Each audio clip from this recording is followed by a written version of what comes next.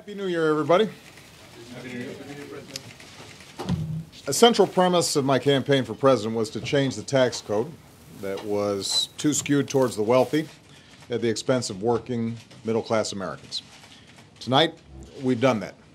Thanks to the votes of Democrats and Republicans in Congress, I will sign a law that raises taxes on the wealthiest 2% of Americans while preventing a middle-class tax hike that could have sent the economy back into recession and obviously had a severe impact on families all across America.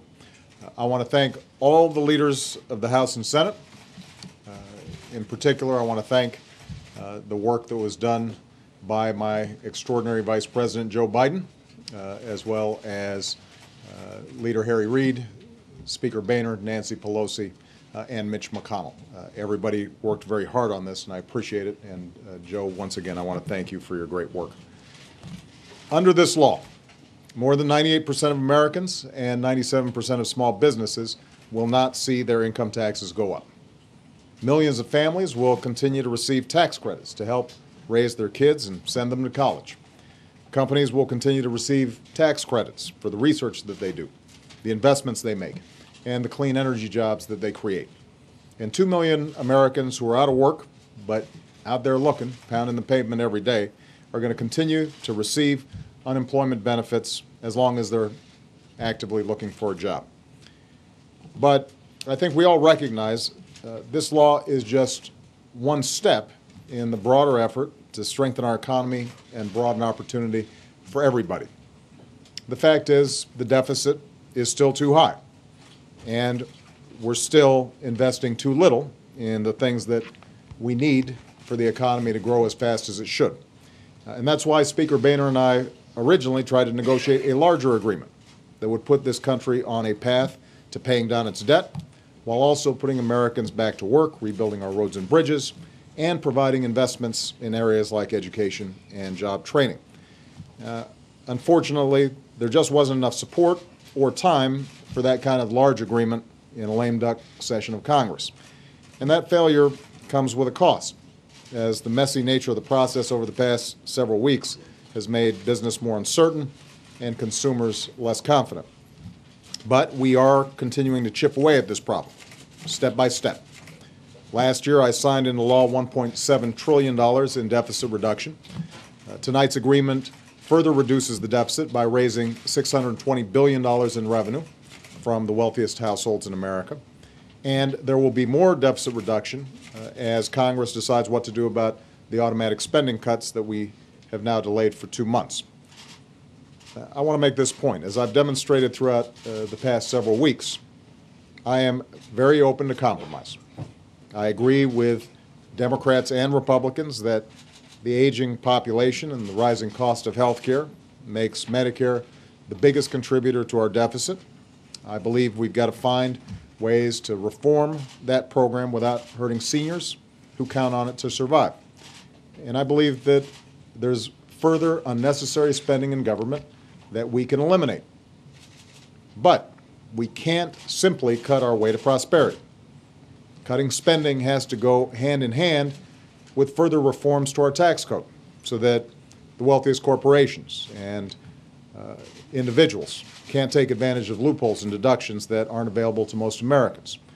And we can't keep cutting things like basic research and new technology and still expect to succeed in a 21st century economy. So we're going to have to continue to move forward in deficit reduction, but we have to do it in a balanced way, making sure that we are growing even as we get a handle on our spending. Now, one last point I want to make. While I will negotiate over many things, I will not have another debate with this Congress over whether or not they should pay the bills that they've already racked up through the laws that they passed. Let me repeat. We can't not pay bills that we've already incurred.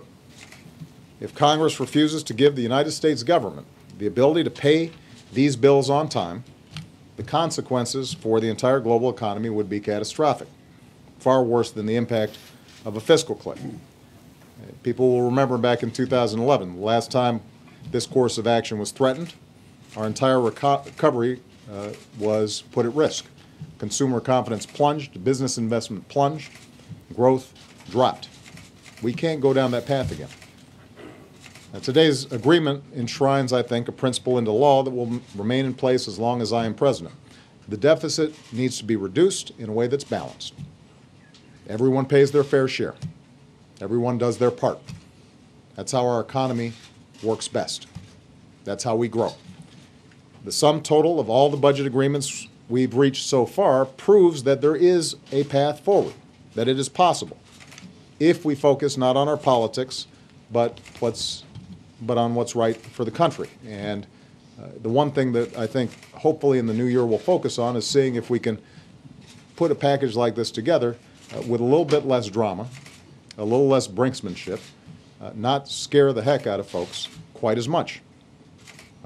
We can come together as Democrats and Republicans to cut spending and raise revenue in a way that reduces our deficit, protects our middle class, provides ladders into the middle class for everybody who's willing to work hard.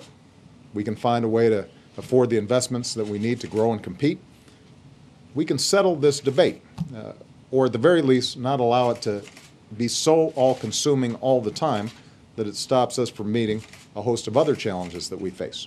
Creating jobs, boosting incomes, fixing our infrastructure, fixing our immigration system, protecting our planet from the harmful effects of climate change, boosting domestic energy production, protecting our kids from the horrors of gun violence. It's not just possible to do these things, it's an obligation to ourselves and to future generations.